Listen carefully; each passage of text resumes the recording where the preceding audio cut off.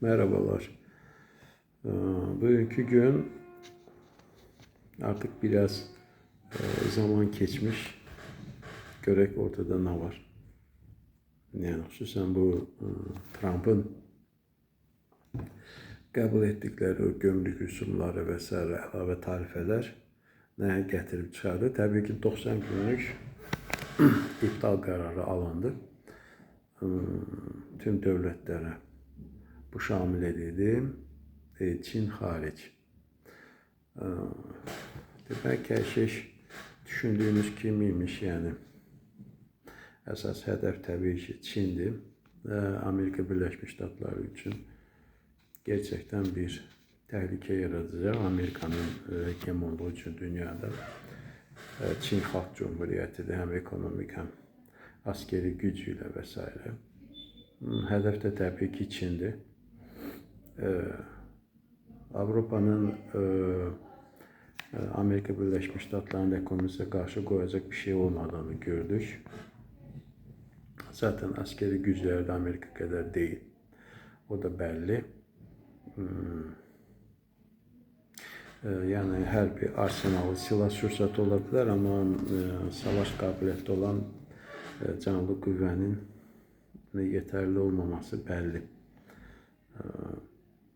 Şimdi Çin'in hem askeri teknolojisi yüksek hem asker sayısı bayağı çok. Amerika Birleşmiş Ştatları da hedef kimi haklı olarak yani haklı olarak deyəndə ki işin məntiqi olarak Çin Halk Cumhuriyeti'ni kabul etmiş. Tabii burada Avrupa artık ve borsalarında biraz göstergeleri artıya doğru bir trend yaptı.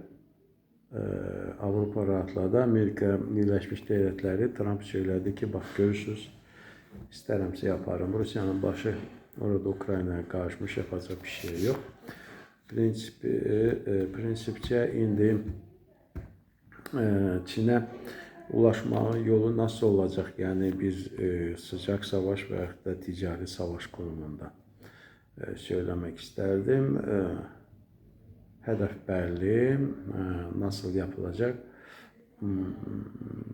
Çin'in ticaretini çöktürmek için hedeflediği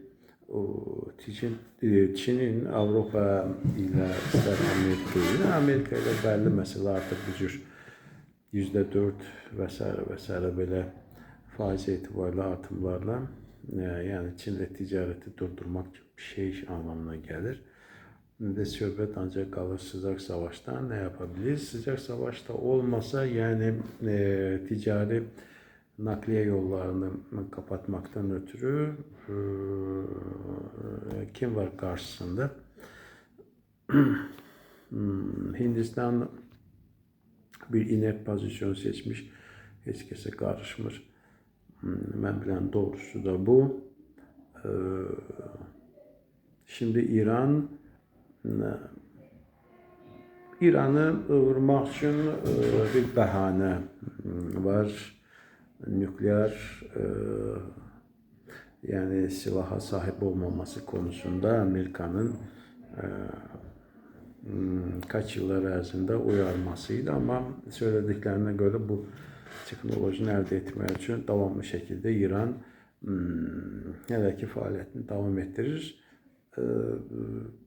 İsterse direkt bir başa görüşmeler olsun dahi belə İran Amerika Birleşmiş Ştatlarının hedefi olmaktan kurtulabilmeyecek. Yani nükleer silah yapmayacağım diye öhdəliklərini boynuna götürse bile İran yine de İran vurulacak bu ve diğer sebepten çünkü Çin'den bloke etmesi için İran'ın parçalanması, bir devlet olarak yok olması bütler ki Amerikan planına dahildir. Büyük Orta Doğu projesi tıkır tıkır çalışır. Bunu kaç ay önce de söylemiştik. Tabii bu proje gelecek. İsrail bacardığı kadar değil, istediği kadar ilerleyecek. Bunu da gördük. Suriye'de olan Türk Silahlı Kuvvetleri'nin misyasını anlamak olar. Ama politikada Türkiye Cumhuriyeti politikasıyla yönelmeli ki burada Türk Silahlı Kuvvetleri askeri sıcak savaşa girmesinler. Bugünkü güne kimi həll alınır ve burada da çaba göstermek lazımdır. İran parçalanır mı? Parçalanır. Burada hedef Kürt devletinin yaradılması növbəti adım olması lazım. Bir de Çin'e daha biraz da yakınlaşmak konusunda bir adım atılmış olacak. Bugün veya yarın sabah bilme olmaz bir ay mı iki ay mı ama İran'la sıcak savaş olacak. Hele ki ittifaklar tam oluşmamış. Çok sık diplomasi trafiki var. Herkes devlet başkanları, başka devlette başkanları ile istişare edip vesaire. Şimdi Amerika'da bu olayların, bu faiz tarifelerinin yükseltilmesi vesaire Trump'ın herkes söylüyor derliğine bağlı mı? Değil yani. Bütün baş verenler bu çatışma halinde bir keşif yapmaktır. İlk önce ekonomik bakımından nasıl təsir gösterebilir kimi düşündü ve bu adım attı Trump. Avrupa'nın ne yapabileceğini, dünya neler olabileceği artık bildiler. Bunun üzerinde çalışacaklar. Yani herkesin söylediği kimi artık bu tür ekonomik yönetim devam edebilmiyor dünyada. O ki kaldı Trump'ın son kararlarından sonra orada olan çok büyük holdingler vesaire şirketler yani orada adalet cezası çekilen şahısların milyarlarla para kaybetmesine zaten o para kaybını Amerika karşılar. Bundan da emindiler. Tamam. Yani zaten o paranın büyük kısmını devlet vermiş. O şahıslara büyük, o magnat dediğimiz büyük şirket sahiplerine açıkçası. Söylenilmese de böyle de o ki kaldı Amerika'nın ekonomisinin dayaklı olup olmaması. Nasıl geldi Amerika ekonomisi, nasıl gelecek bundan sonra? Bunun için herkese J.P. Morgan'ın hayatının yani onun hikayesini bir de tekrar yadına salmağı tavsiye ederdim. Yani bir bankçının bu kadar Amerika Birleşik Devletleri tarihinde rolünün olması bu demek ki Amerika Birleşik Devletleri'nin ekonomiden, banka sisteminden sorumlu olanların büyük yeteneği var. Yani her şeyde böyle ne diyorlar amatörcesine veya da spontan yapılmasına inanmamak lazım. Bu planlanmış bir operasyondu. Daha doğrusu büyük bir operasyonun bir kısmını gördük.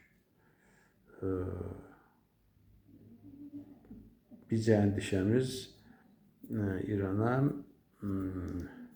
askeri operasyon başlarsa, İran'ı vurmaya başlarlarsa çevresindeki devletlere ziyan gelmesi olabilir, zayiat görebilir çevredeki devletler. Ara iyice karışmış olur. Zaten beni düşündüren şöyle bir şey var. Yani kaç bin yıllık erzinde tarihte olan Fars, Pers emperyası olan bu İran devletinin bir tarihsel olarak bir büyük bir tecrübesi vardır ama nasıl da olabilir ki kendi güçlerini dəqiq qiymətləndirmədən Yani bu regionda daha biraz mesela Hindistan kimi, mesela Japonya kimi vesaire kimi daha çok teknoloji üreterek yani tam elinde bir güç elde ettikten sonra meydan okuması değil ama bir psikopatik durumdu yani bu emperyal devletlerin büyük ekseriyetinde hepsinde değil. Ne olursa olun ben yani emperya olarak kalacağım ama tarih bazen çok değişmiş olur. Tamam. Yine izlemekte devam edelim. Ama bir şey belli ki 3. Dünya Savaşı kaçınılmazdır. Bence böyle. Ümid ederim büyük devletler belki de oturup yani dünyanın yeniden paylaşarak bu bir reallıktır. Paylaşarak dünyanın yeniden bir yeni düzen kurmuş olabilirler. Zaman gösterecek. Teşekkürler. Sağ olun.